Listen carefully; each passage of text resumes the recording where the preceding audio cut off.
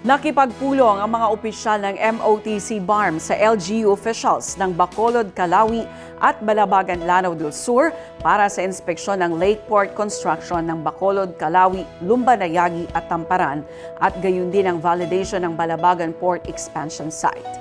Ang kwentong kaunlaran sa infrastruktura mula kay Jen Garcia.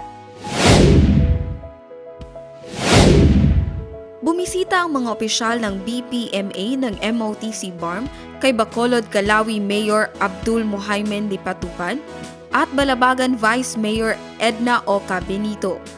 Ang BPMA ay pinangunahan ni Jailani Sampacao Jr. at Najib Mantar kasama ang representante ng MOTC Engineering at Infrastructure Contractors. Sentrong usapin sa pulong ang isinasagawang inspeksyon sa konstruksyon ng Lakeport sa Bacolod, Calawi, Lumbanayagi at Tamparan, at validation ng Balabagan Port Expansion. Jen Garcia, iMinds, Philippines.